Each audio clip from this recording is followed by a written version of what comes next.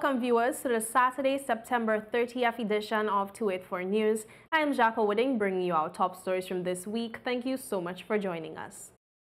We begin with news that a team of 4 students from secondary schools in the Virgin Islands will participate in the annual International Global Robotics Challenge from October 7th to 10th in Singapore. More in this report.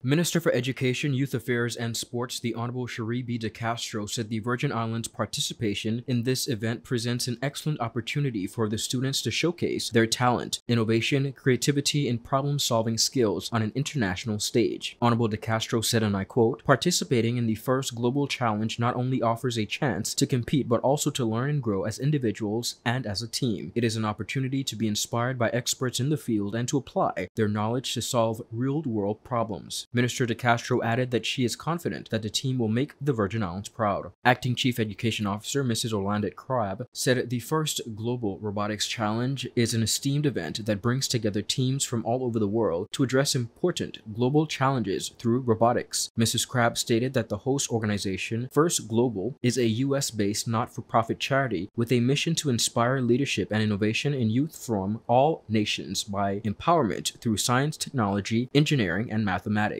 Mrs. Crabbe said, and I quote, "It is not just about competition, but also about collaboration and learning from each other." She added, with over 180 nations participating, it is a testament to the global interest in science, technology, engineering, arts and mathematics, education and robotics. We know the team will represent our territory admirably and develop skills needed to tackle challenges with creativity and persistence. The team was selected following a robotics workshop held on 1st September, which was attended by over 50 students. The students were selected for their interests, cooperation, innovation, persistence, and analytic skills. Education Officer for Science, Ms. Renee Western, and Education Officer for Information and Computer Technology, Ms. Lauren Welsh, are coordinating the students' participation in the upcoming event, which will be held under the theme Hydrogen Horizons. Sponsors for the team's participation is being provided by First Global. The Ministry of Education congratulates the Virgin Islands team on being chosen to participate in the 2023 First Global Robotics Challenge in Singapore.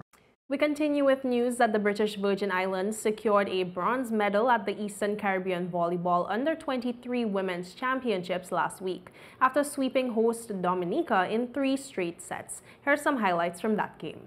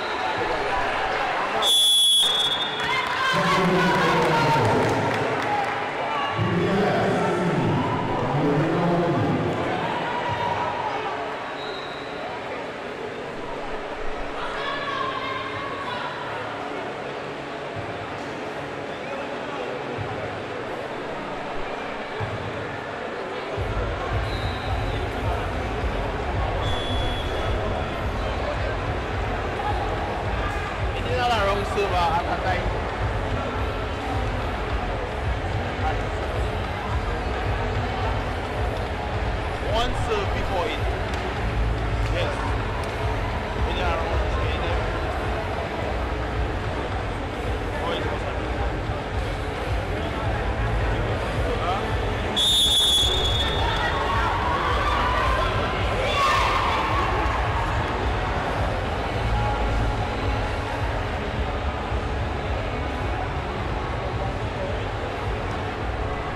And viewers, with that, we take a quick word from our sponsors. Stay with us. We'll be right back.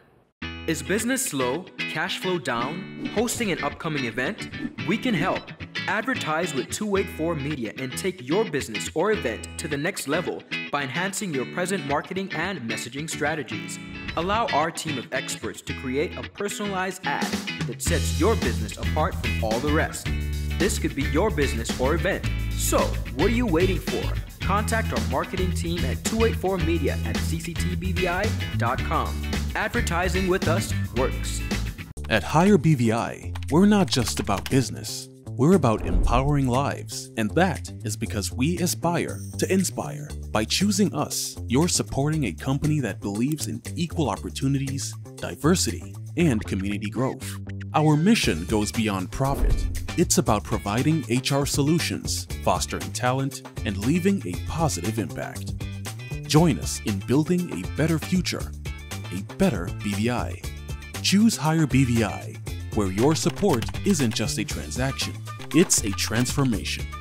Together, we're changing lives in these beautiful Virgin Islands. Welcome back, and thank you so much for staying with us. We continue with news that Dr. the Honorable Natalia Wheatley has described his first few months in office as Premier since his victory at the April 2023 election as a daunting and humbling experience. During his appearance as a guest on the popular Talking Points talk show, Dr. Wheatley received congratulations from the program's host for overcoming detractors who had labeled him an accidental premier in the months following the arrest of former Premier Andrew Foy. Having successfully cleared that hurdle, Dr. Wheatley expressed his pride in carrying the mantle of great leaders in the Virgin Islands who laid the foundation for his generation. He emphasized that as Premier, it is his intention and responsibility to have a similar impact on future generations. And the experience is, it's daunting, but not just daunting, it's humbling to be able to have the opportunity, just like you spoke about, we spoke about the word of the day, legacy, the rich legacy that was left for us by our foreparents. Not too long ago, I was reading 25 years of ministerial government. Yes. And if you're not familiar with that document, it's something that you should familiarize yourself with.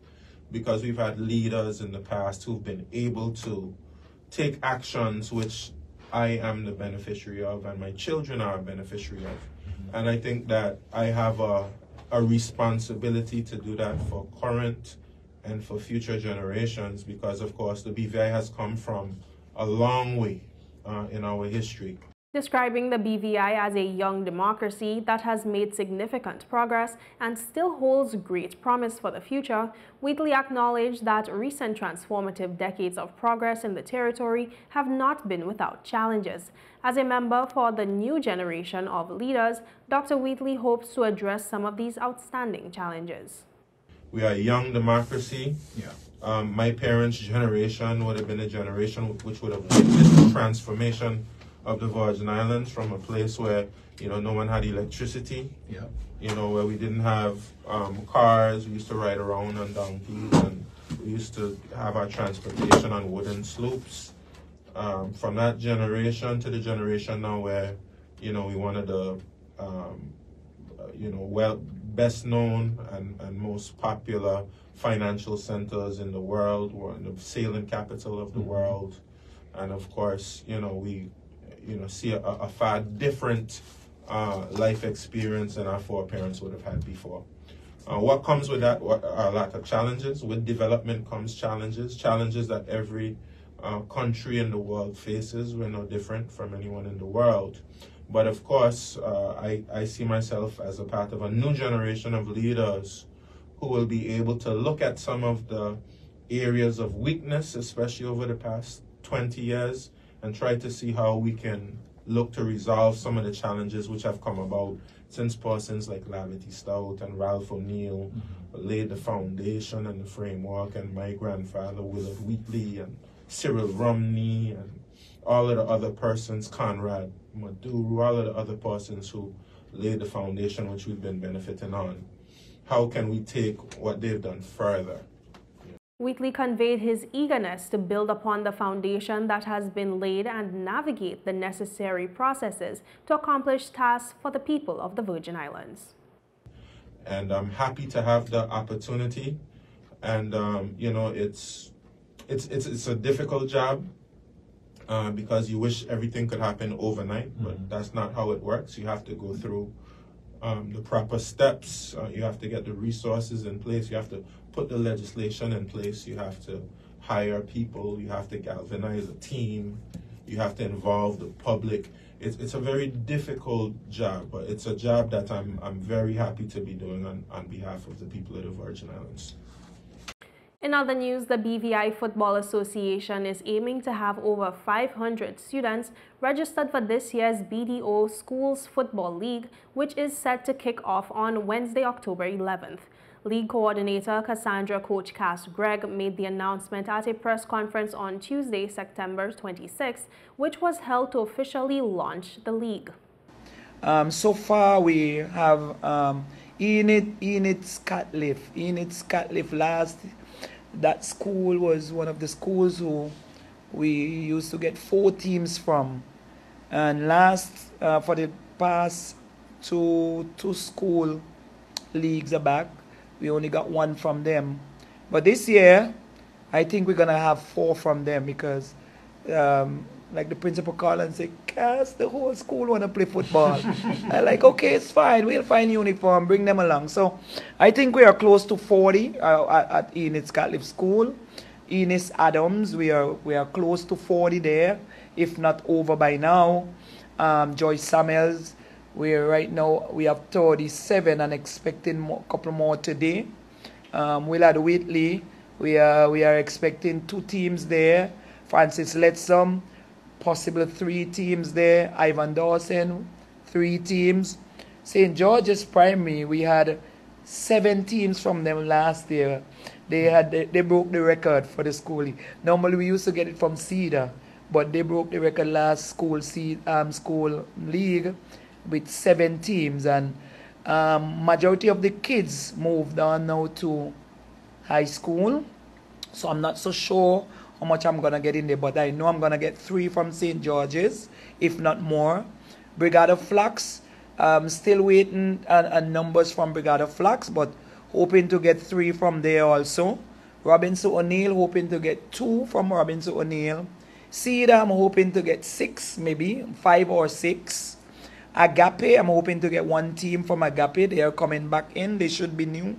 Leonora Denville, we should have 2 teams from Leonora Denville. We start there last week with the FOS program, and they have quite amount of talented kids on that end. With several of the primary school students graduating to high school, Coach Cass is confident that numbers will increase for the high school level. In Elmo Stout High School, I'm pretty much sure we can get 2 under 13 teams from Elmo Stout because they are 11 and 12-year-old. I'm not so sure if they're going to do the U15, which they should, and then we have the Open. So where the numbers we are looking at, I'm hoping to climb over 500 by Friday, but the numbers I'm looking at now for the primary, it's almost 300. Not including the high school, and the high school should have another 100 plus. Coach Cass also issued a reminder to respective schools about the closing date for receiving forms that was this week. She urged the schools who have yet to submit their forms to the BVI Football Association to do so as quickly as possible. As we all know, that school started a bit late. Some of the school, well, one of the school actually, and that's one of our biggest school, Joyce Samuels, started out last week, and they haven't had a chance to get a practice on the field yet, but hopefully from this afternoon they'll be out. So we're still picking up forms, and it's open right until Friday would be a closing date for all forms. As of Friday, we won't be taking any more kids because we have to go with the uniforms that we ordered. Appearing virtually at the press conference was the president of the BVI Football Association, Andy Bickerton, who described the program as a well-organized after-school initiative. He highlighted the success of the program by referencing the BVI senior football team. We recently had Luca Charwell sign a full professional contract. He started on the youth program at 5 years old, so a good example of what can be developed.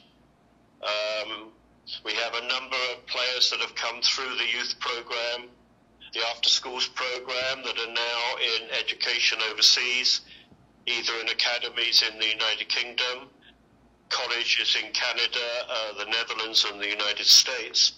So it's not just about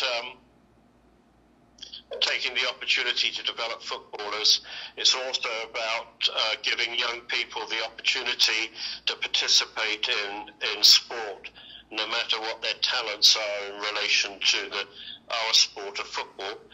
We're happy to welcome youngsters into our program, whether they show talent for the sport or not, because it gets them away from their computer screen out onto the field and running around, having fun and enjoying themselves. The managing director of BDO was also present and said that his company is excited to be sponsoring the league, a venture that commenced more than a decade ago. Development of youth football is a passion of BDO, or development of youth anything is a passion of BDO, and the youth our sponsorship and our partnership with the BVI Football Association for this amazing BDO Schools Football League is a demonstration of our investment in development of youth exercise, youth lifestyle, youth wellness. One of the things that BDO really pays a lot of attention to is the whole concept of wellness and improving the wellness of the general population. We believe that needs to start with the young people. As Andy said, one of the things that was a foundation of why we wanted to get involved in the BDO Schools League or get involved with the BVIFA was to get children out onto the field, get them to be running around in an organized manner, develop teamwork skills, but just get them away from their tablets, their computer screens, their phones or whatever. And viewers, with that, we take a quick word from our sponsors. Stay with us because there is more when we return. This November, the sun rises on the northernmost island of the Virgin Islands and shines over an unforgettable 3-day experience. The Caribbean's most anticipated food festival, the Anegada Lobster Festival. The 24th to the 26th of November, the island's best restaurants present their best lobster dishes and other delicacies while you and 3,000 of your closest friends soak up the sun. Enjoy music from top bands, seaside activities, and win awesome prizes. There's nothing quite like the Anegada Lobster Festival. The 24th to the 26th of November. Book a room or catch a boat and be there. You'll see it's the taste and fun you need.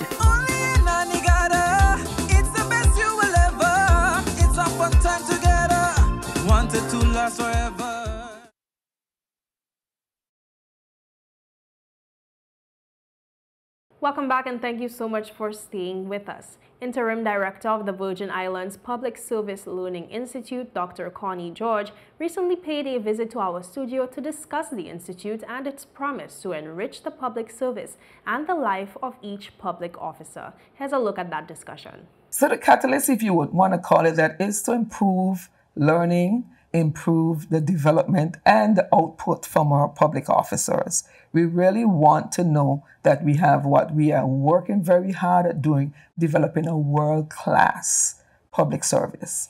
And that world-class public service continues to learn and continues to grow in their areas of specialty. They will be able to develop career pathways by which they can grow and mature and really make the public service their lifelong learning experience while they work. All right. Now, one of the things I've heard a lot about when it comes to the Institute is that it's available to every single public officer, regardless of position or grade. Could you expand on that a bit for us? So if I'm to expand on that statement, we want to ensure that every single public officer has the opportunity to improve, to grow, to mature in their sphere of influence. And when I say sphere of influence, I mean if you're in the maintenance area, you should be continuously learning the new areas, the new ways of being able to do better at what you do, because there's always a new best practice that's out there. And the Learning Institute will provide ongoing training in every area of the public service, whether technical or academic side of the area of the fields. We also want to look at the persons who are experts in their fields, specialists in their areas. We want to look at the persons who are entry level, who are just coming into the public service. And I have to drop in here that we are getting ready to launch our Public Service 101 course. And that Public Service 101, we are targeting every single public service officer, as well as, or I should say, especially those who are coming in for the first time or who have been in the system maybe for the last 2 years, that we want to be sure that they know what working in the government is all about. It is exciting for us that we are able to launch that program, and we are looking forward to all public officers being able to attend. All right, now that you mentioned this being something that all the public officers will be involved in, that brings to mind the Essential Learning and Development Program. Yes. Would that be a course within that program, or is it something on its own? So the Public Service Learning Institute will have very varying facets by which they can learn. We will have established courses. And this is where I would mention the MOU with the H. Laverty Style Community College. We signed an MOU just a couple of weeks ago with the Public Service Learning Institute and HLSCC, where we will partner with them. Whatever courses they're offering, we will allow our public officers to participate in those courses for development, growth, and for credits. So we want you to know that the essential learning hours, we are mandating at the Ministry of Office of the Deputy Governor that every public officer be able to have at least 60 essential learning hours annually. And the way we have dealt with it is that we are saying 5 hours a week of learning in your area of specialty, and that could span whether you're doing a course, whether you're working towards a workshop, you're in a conference, you're reading material, you're looking at videos in your field to strengthen your skill set, and the list can go on. But we want to be sure that there's ongoing professional growth and development for all public officers. All right. Now, one of the things that often comes up when it comes to continuing education, professional education, is the cost that's usually associated with it. In terms of this training and this Institute for the Public Officers, what's the pay structure in regards to that, or is it something coming to the public officers free of charge? It's coming free of charge. Okay. The public officers will be able to benefit from all that we are going to be offering free of charge. Amazing. Now, of course, that would be a encouraging factor, of course, to get more people involved in the public service. So that's definitely a positive way of doing that. Now, with the MOU with HLSCC, you did mention that the Institute is also offering degrees. Are there specific areas that these degrees would be offered in, or is it something where public officers are open to accessing all of the programs at the college? We have not decided on all of the programs at a college. Right now, we are looking more at the programs that are the skill set programs, the technical programs, and the many short courses that they offer on a very regular basis. the maintenance area, and all the technical programs.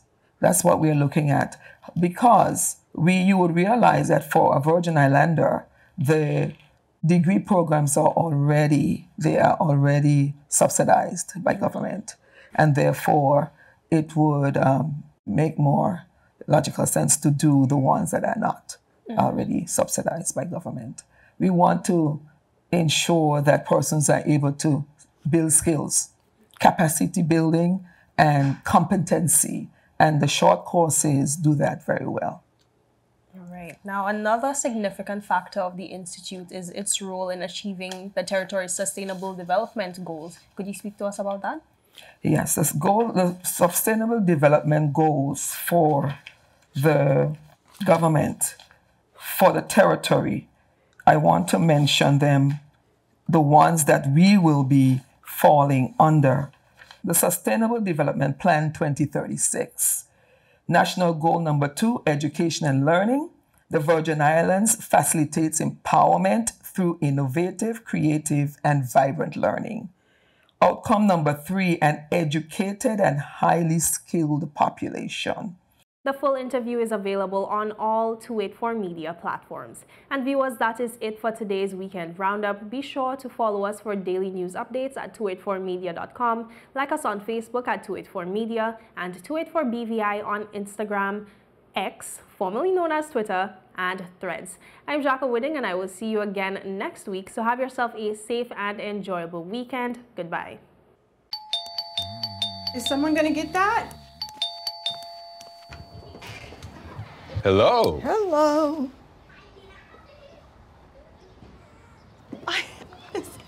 So nice of you to have cleaned up for us.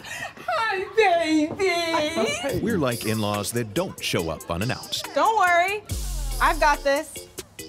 CG Insurance. Good like that.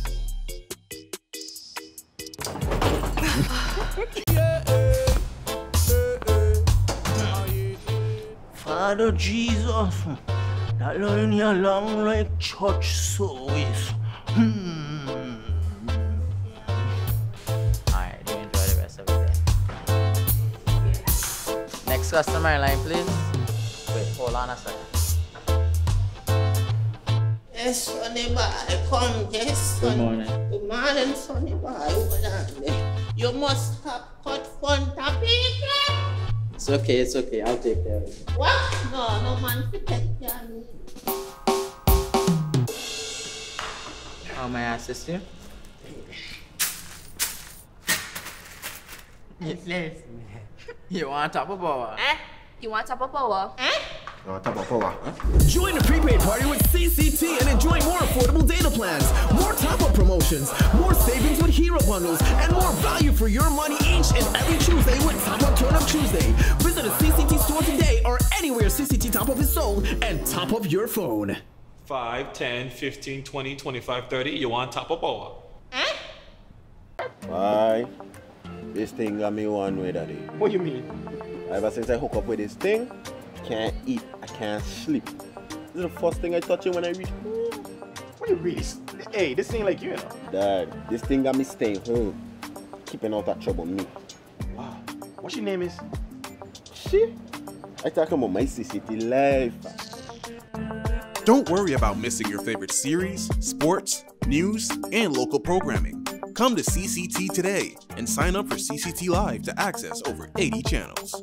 CCT Live. Bring it home.